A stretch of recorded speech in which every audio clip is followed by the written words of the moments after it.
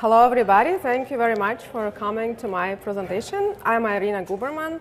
I'm an Erlang developer since 2010, and I come into Erlang from an object-oriented world. And that was a huge breakthrough for me when I found Joe's book on Erlang, and I became an evangelist ever since. So now I work at an IoT startup, Zaptum. I'm a principal product architect, and I'm really loving what I do. In this presentation, we are going to talk about Internet of Things, and then we're going to talk about how we at Zaptum have a very different take at what we think device communication should look like. Then we're going to take it a step further to the edge and talk about various device use cases. And the specific use case we'll be looking at is wireless sensor networks. Then we are going to show why we think that with the widespread adoption of IoT, we believe that FPGAs are going to become increasingly important. Then we're going to cover FPGA and VHDL basics and go over some level of detail on how we deploy Erlang applications on FPGA board. And then most importantly is the big idea of this talk is how we upgrade FPGAs at scale. So because this is such a fun idea and such an awesome idea, I decided last night to put a little game in my presentation. It's a very simple game, just a 4-piece puzzle. Hope you don't find it very stupid. Just for the children in the audience.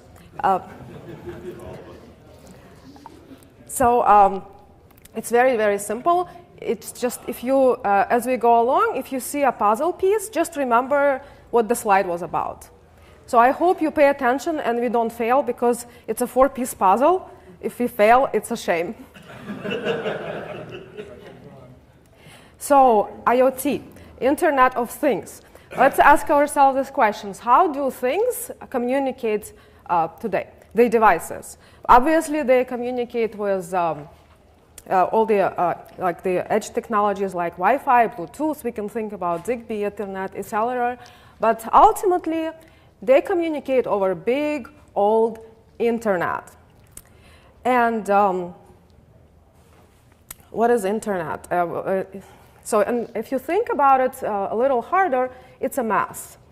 So first of all, Internet was designed for people, not for things. It's inherently insecure. Internet traffic is completely anonymous. If any security is built in the Internet, it's on the endpoints. Internet itself, like it has no idea what's flowing through. Then Internet is optimized for download, like consider, for instance, content providers. The majority of Internet traffic is flowing from the servers into the user browsers. Very little traffic going the other way. So we all know network latency is a very non-deterministic. It's a fact. So you never know how many hops your request will go through, how many problems or bottlenecks it will encounter on the way. So that's another problem when it comes to devices. And then a tiny little point, which is more towards Internet evolution. It's largely financed by online ads. And just imagine how that model works when half of the Internet is taken up by device traffic. So we at Zaptum recognize that Internet doesn't quite fit the role of devices communication highway, and we had a much better idea. We came up with our own network. It was designed for things. So ZaptumNet, we call it. It has built-in security. There is no anonymous traffic. Everything that flows through this network is pre-registered, authenticated devices, and it's optimized for any kind of communication configuration. So it can be one-to-one, many-to-one, one-to-many, and everything that's that flowing through this net is considered an endpoint, whether it's a device sitting in the field or a phone app hosted in the cloud. Everything is an endpoint, and every endpoint can send messages to and from as many other endpoints. So we tested this network in and out. We tested all these configurations. We tested with thousands of simulated endpoints and millions of messages. It works great. But at this point for us, it's time to take it a step further to the edge and start exploring real devices and real use cases and see how they will be interacting with our network. So that's actually a really fun time for us because we get to play with real devices. And our very first experiment and our very first project is a specific case of oh, sorry, I meant to say one more thing. Since I have to go back a little, since our network we have our own network infrastructure, we actually can ensure optimal network routing, and we have control over traffic because we know we actually know what kind of devices what kind of client devices and how many we have. So.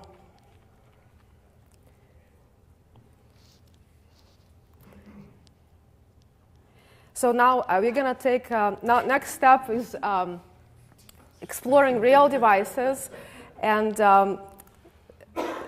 we have to understand what real devices we'll be dealing with. So there are different types of devices. There are devices that are stationary and mobile, like these two guys, and then there are devices with very low power consumption requirement, and then there are devices that don't have that. Some devices will be sending a message once a second, and some devices will be sending messages once a day. Some are critical and some are not, so there's plenty for us to experiment. And our next experiment is with wireless sensor networks. So examples of wireless sensor networks will be soil moisture sensors somewhere in the field that information farmers could use, air pollution sensors that city dwellers could use, and structural health monitoring, both rural areas and city could use. So what is a sensor network? It's a bunch of very cheap sensors that send information to nearby gateway node. And that node is a bit more expensive and powerful. It sends information over to the world, to the cloud. Let's call it the cloud or the internet or whatever we want to call it. So let's take a closer look at the wireless sensor network. And I kind of realized that I just looked at Brian. So for everyone who went to Brian's talk, it's time to get back to Earth and look at real Earth technologies. It's Earth. Everything is much slower. We have gravity here. So I know this stuff is actually maybe not as crazy. Doesn't look as like some crazy technologies that we just saw, but this is very important for Earth. So anyway, very simple stuff. They have the sensor nodes.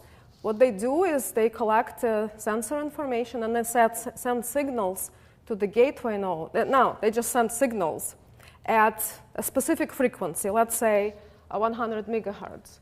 And the gateway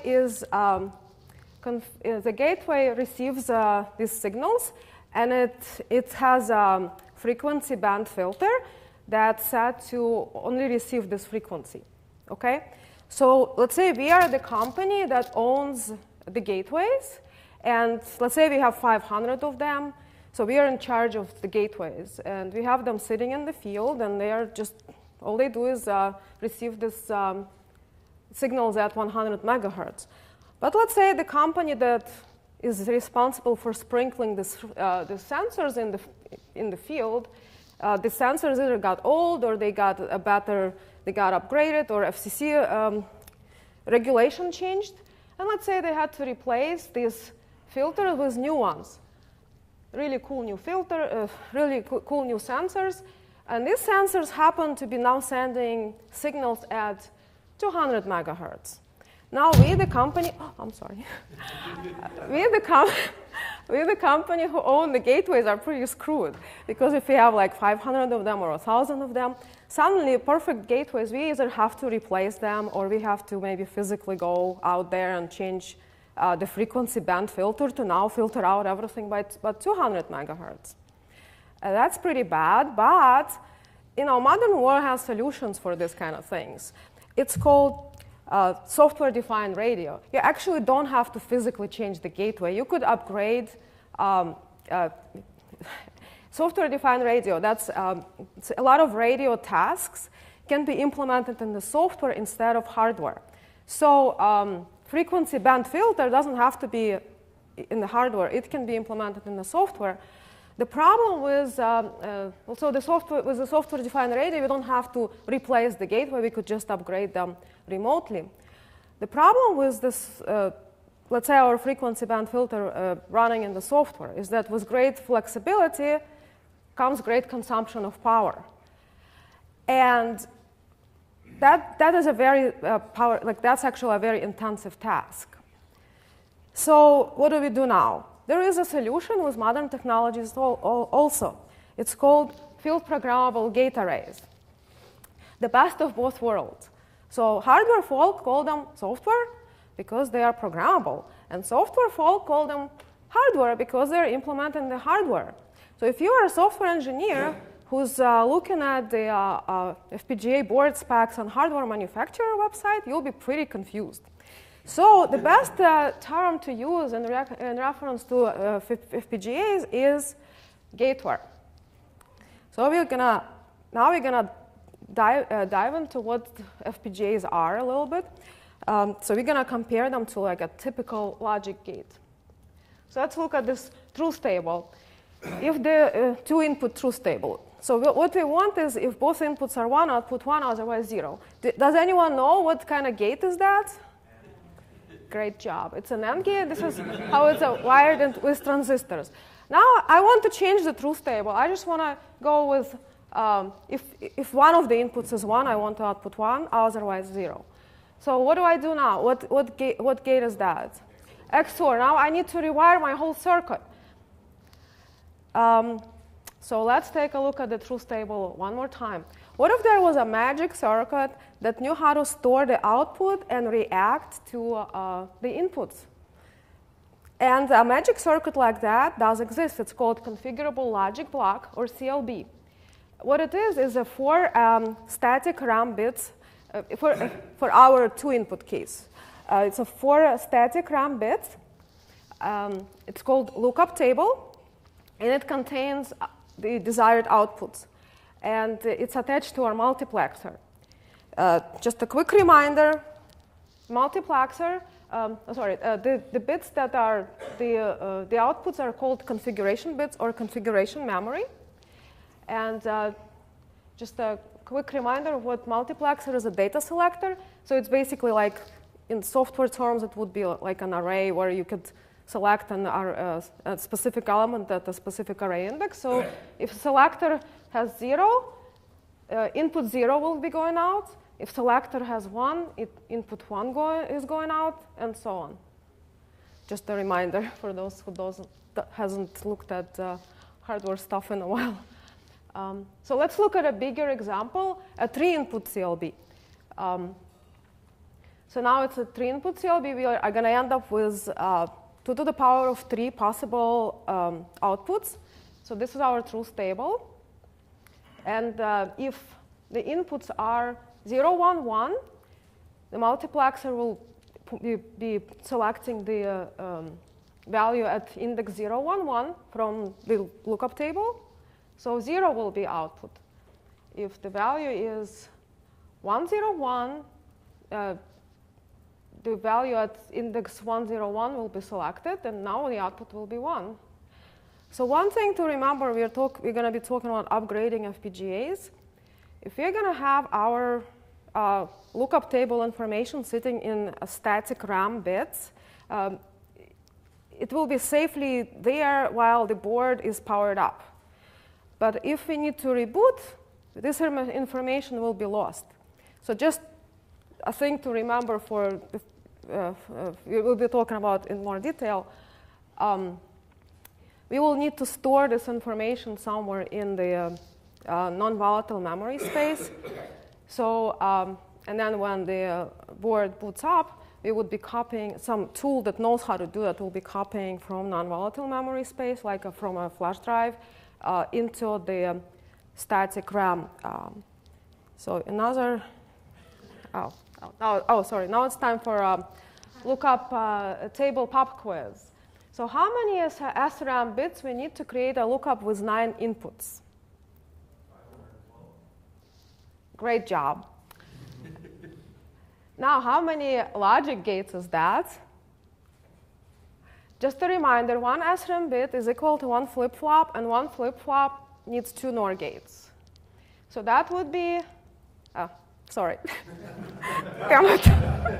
Okay, anyway. Good job. Now things are looking pretty nasty. Maybe somebody thinks, oh no, I don't want to deal with those FPGAs. Looks like the gates are increasing exponentially. The truth of the matter is we are not going to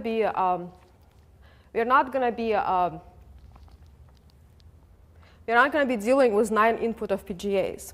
In our specific case, we only want a 9 input FPGA. We're going to break it up into 3 input lookup tables, and also 1 more for the 3 outputs to join in. So how many SRAM bits now?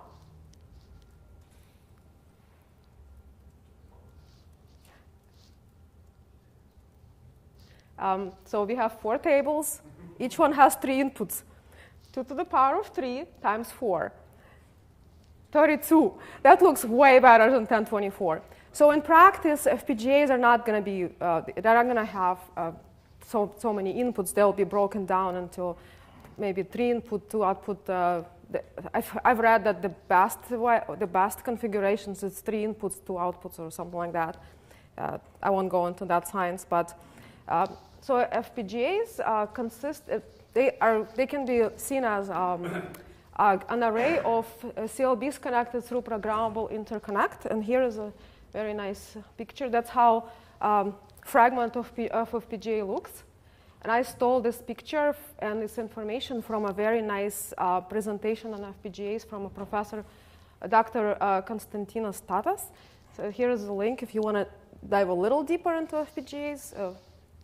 It's a pretty good place to start. One more thing I stole from him is a bit of a slide about configuration bit streams. Configuration bit streams are what's going to be sitting in the file that we'll be using to upgrade the FPGAs. So it's equivalent to an executable binary in software, again, from the same presentation. So this would be basically for every CLB, we'll have the lookup table plus the on-off switch. And for every switch box, I believe I'm right about that, these are just on-off switches for the inputs.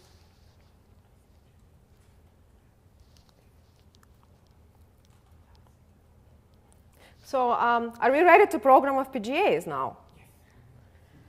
Hold your horses. FPGAs are not as simple as we've seen. This was just a very, very basic introduction. Realistic CLB from Xilinx, which is pretty much which is like the biggest FPGA manufacturer and almost a monopoly. It's going to look. This is just a 1 CLB. That's how it looks. If you try programming this thing with bit streams, it's insane.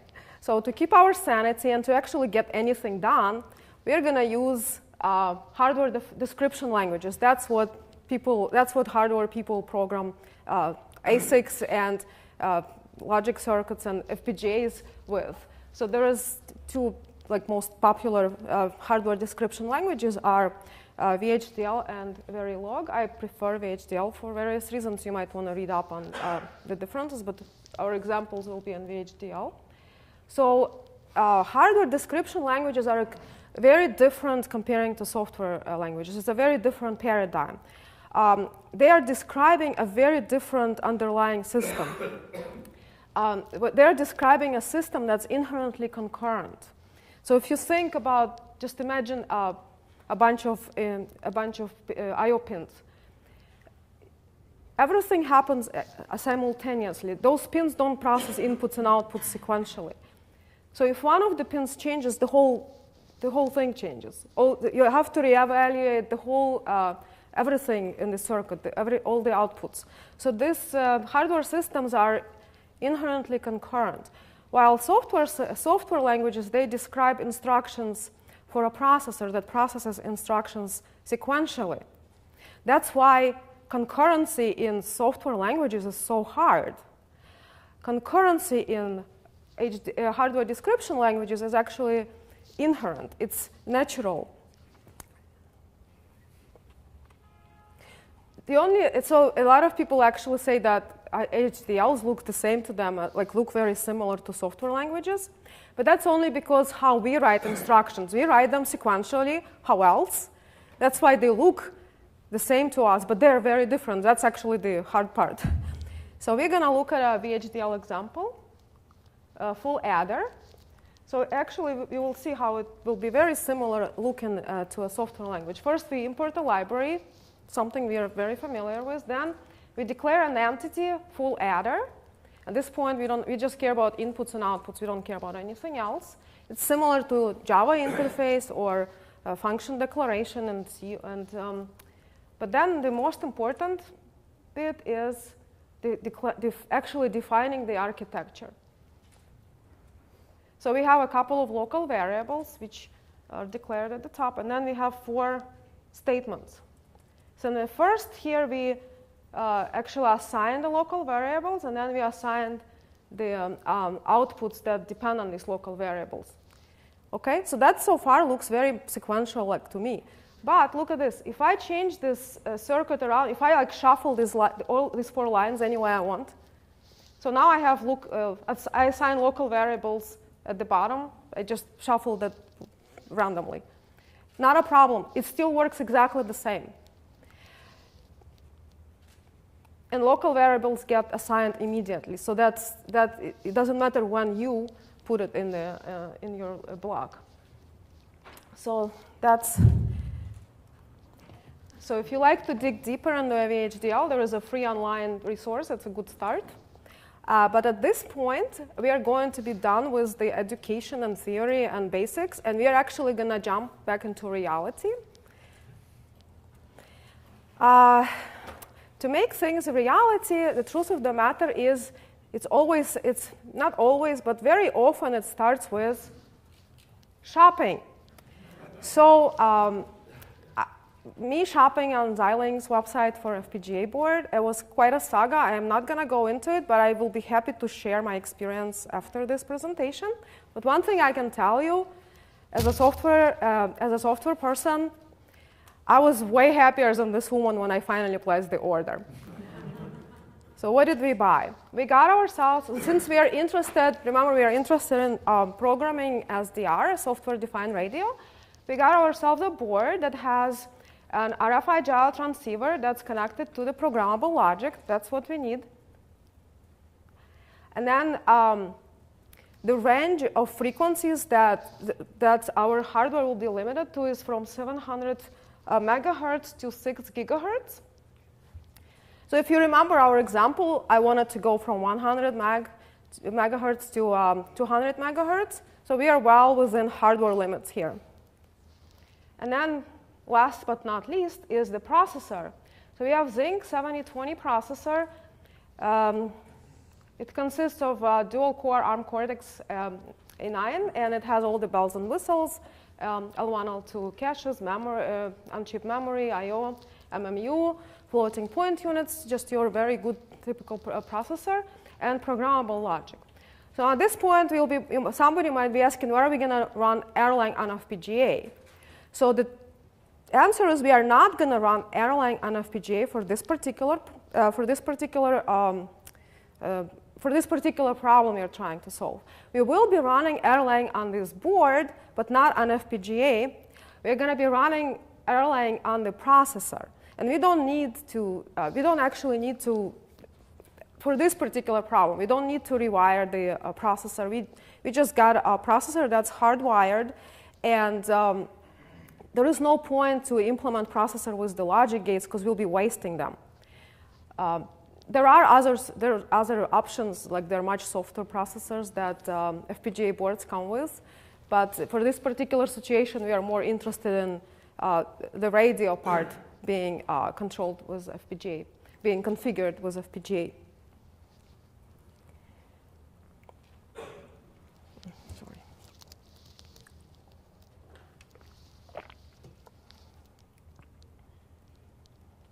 So now, why do we need to run Erlang?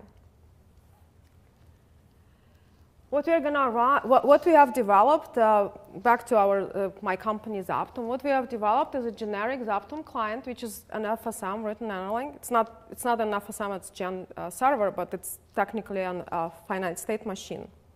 What it can do, it can receive control messages from the cloud, and it also can send messages to the cloud. It's very basic.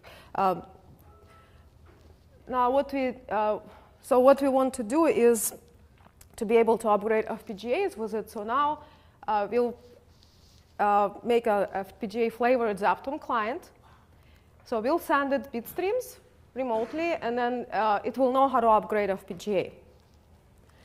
The cool thing is we have found out on Xilinx website that there is a way to upgrade FPGAs remotely. And I know it's not a problem in space, but on Earth, it's a big deal. For a long time, FPGAs were just, the prototyping tool, and they were just, you had to upgrade it, you actually had to have it connected to your computer. It's a big, the fact that they can now be upgraded remotely, it's such a big deal.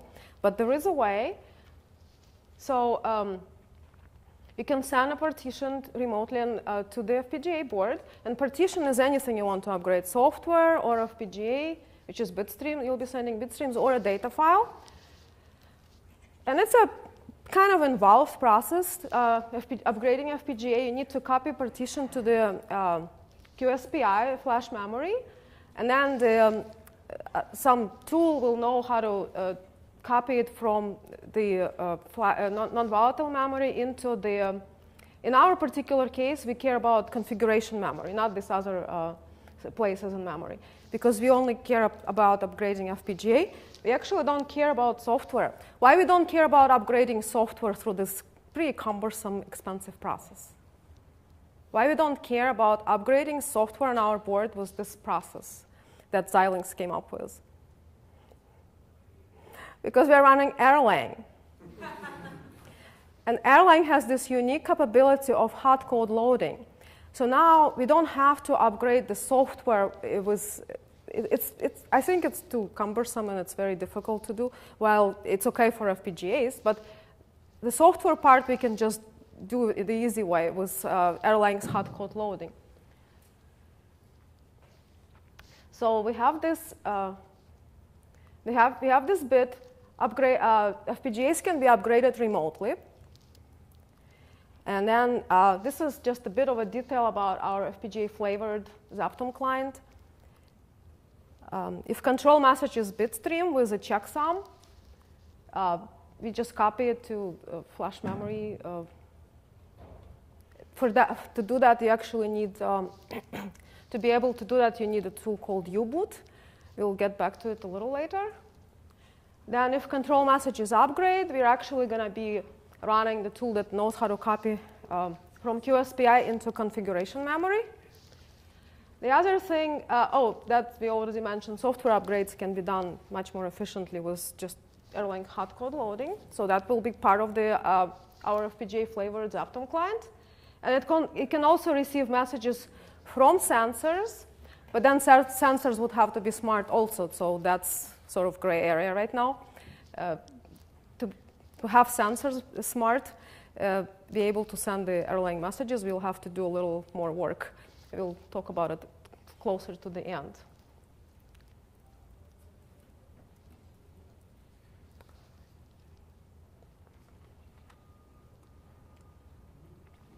So now a little bit of detail on how we would install Erlang and our own Erlang application and all these Xilinx tool and everything we need on the FPGA board. So the first answer, of course, is like the primary instinct almost, Linux. And these FPGA boards, the one that we bought, it comes with a pre-installed Linux. It's called Pulsar version 8 from a company called Wind River. It's an Intel company. And it comes with a lot of things already pre-installed. So it comes with U-boot, which we really need for upgrading FPGA and also for persisting those upgrades between reboots. Then we need various Xilinx utils. Then we'll need the device tree binary for our Zinc 7020 board, and so that's what this existing Linux build comes with. What it doesn't come with is the Erlang and Zaptum client. So what we're going to do is we're going to bake our own with a Bitbake. And Bitbake is a build system for embedded systems. It's supported by open source project Yocto Open Embedded and Wind River Open Source Labs. It's just a layer on top of Open Embedded, but it has all the Xilinx stuff baked in. So Bitbake is actually very easy. It's just like baking a layered cake. Basically, we'll be adding layers to the bblayers.conf file, and that's it. It's super easy stuff. Wink, wink. Have you baked a layered cake, by the way? When I say it's easy, give it a try. So the layers we are interested in are Pulsar 8 recipes. So I had to rebuild the whole image because I didn't know there's actually a way to not rebuild the image. You can actually bake recipes on top of pre-built images. So I rebuilt the whole thing. I'm sort of a Bitbake newbie. I'm actually a Bake newbie as well, but Bitbake especially. So Pulsar 8 recipes, I rebuilt the whole thing. It was actually pretty easy, except for I just had to wait for 3 hours on a very powerful 24-core machine, and it was done. It also took up 40 gigabyte of disk space no idea why. So that's Linux for you. So that's one layer. The next layer was Meta Erlang. So Meta Erlang is just a bunch of Bitbake recipes that build a very tiny 6 megabyte beam, and this is the repo. And then the last layer is Zaptum client recipes. It's going to be coming soon available open source, not yet. So that's it. We have now we are ready to bake our image, and there we go. Next step would be copy this image to a microSD. Insert microSD in the carrier card of our board, and then boot the board, and there we go. We have built the board with Erlang and also our Zaptum client starting on boot. So now next thing we can do is ship our board to take them to the field. Take our actual FPGA with the take our gateway to the field, and from now on we don't have to ever touch them again. We can just manage them remotely. So how are we going to manage them remotely? Now we know gateways are manageable remotely, but how are we going to do that? So we have specialized Zaptum client. We call it FPGA Manager, for instance. And what it does, it can be running in some app, like somewhere in the cloud. Maybe it's on FPGA developers SDK. Maybe it's just a standalone management app. It's really not up to us how that's going to be done. But the key is it's capable of upgrading thousands of gateways as long as they're running that FPGA-flavored Zaptum client we saw before. So what is this FPGA Manager? It's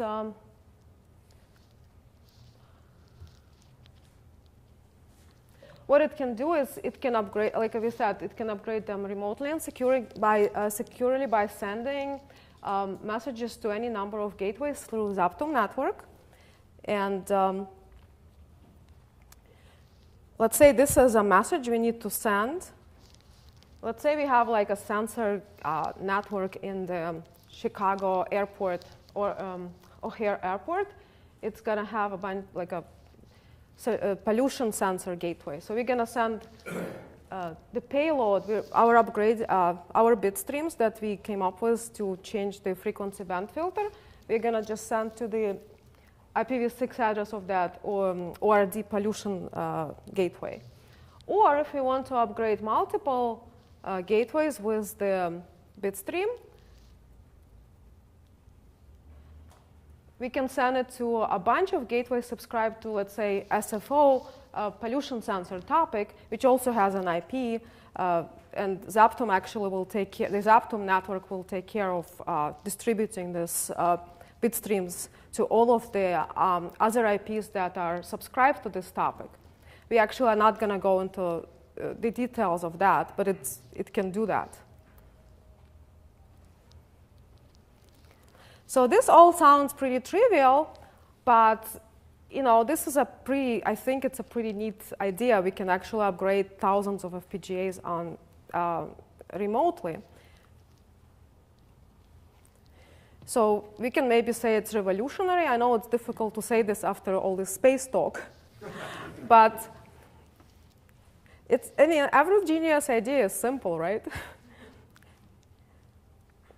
Anyway, our next steps is actually, I didn't really like the Linux approach. I think it's too heavy for an embedded system.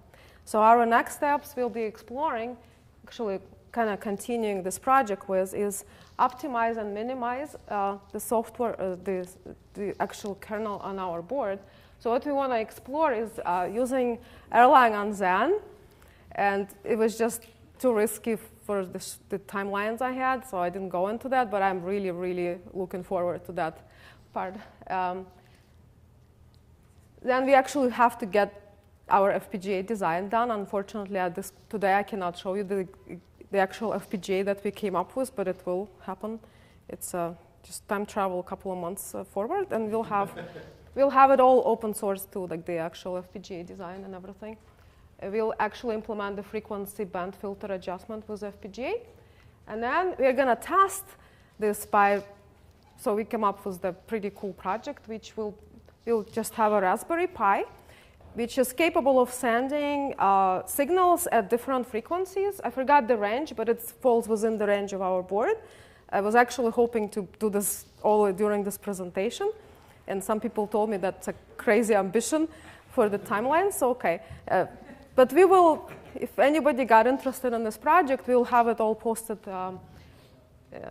We will be posting to our GitHub account, and you'll be able to follow. And that's actually that's a link to the Raspberry Pi, to that page where we found how we can send signals at different frequency with Raspberry Pi. Okay, now it's time for assembling our 4-piece puzzle. Does anyone remember what the 4 pieces were? Right. So the first piece we got Zaptom network. The second piece. We are trying to assemble the pieces of the puzzle. We were supposed to pay attention throughout the. We're failing miserably. No, we need to put the pieces together.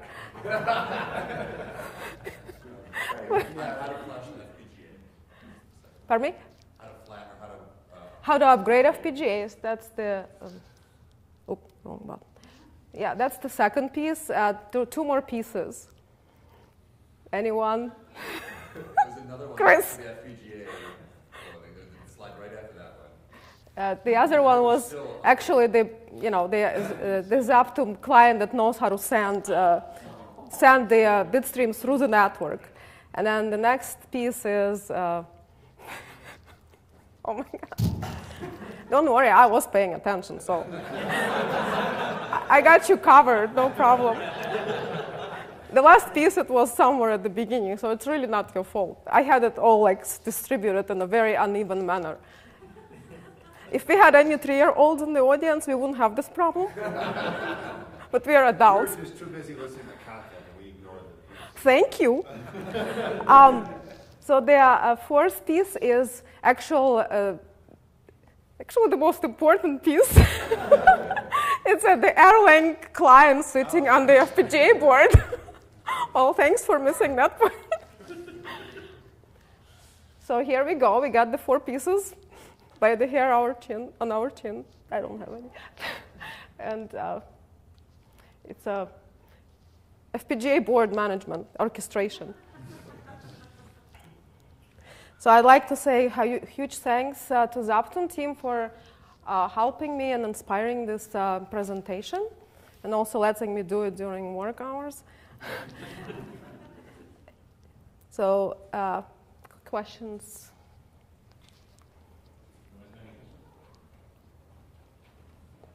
How much is that, the board you guys got, the FPGA board?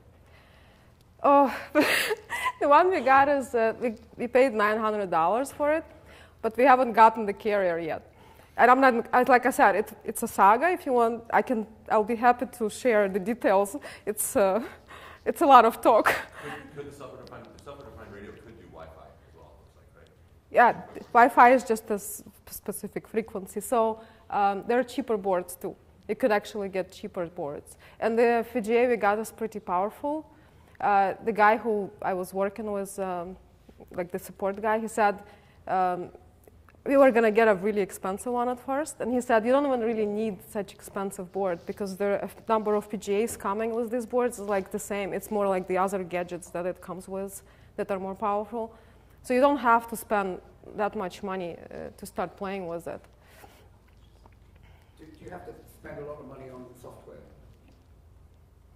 I mean, VHDL compilers used to be very, very, very, very expensive. Actually, this is a very, very, very good question, and it's part of the whole purchasing FPGA saga. So when you're purchasing it on a Xilinx website, you will not realize that, but Xilinx has a very powerful software development and hardware development kit called Vivado. So certain boards are included in this. You don't need a license to be able to generate bit streams. And certain boards that are higher grade actually need a license. And the license costs $3,000. So you have to be careful not to buy the board that doesn't fall into the free license range. And I was lucky that the guy told me. A bunch of boards, they actually say on the side that it's included.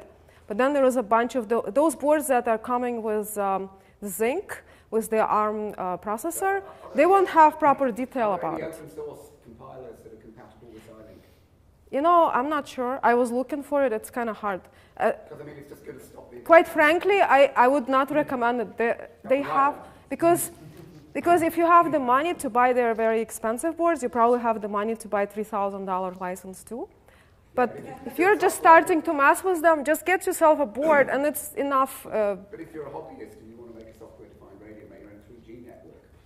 Okay, if you find a way to do that, I would like to learn from you. I would like to learn from you because I know that for now I would just go with the Vivado because that's included and I can trust it. And they have a lot of, they actually comes with a lot of designs, like a lot of example designs with it. So for starters, I wouldn't try to mess with something else. Mark Feely, who wrote an Erlang compiler in Scheme, who has reverse engineered the Bitstreams and written programs to do it. So. Wow.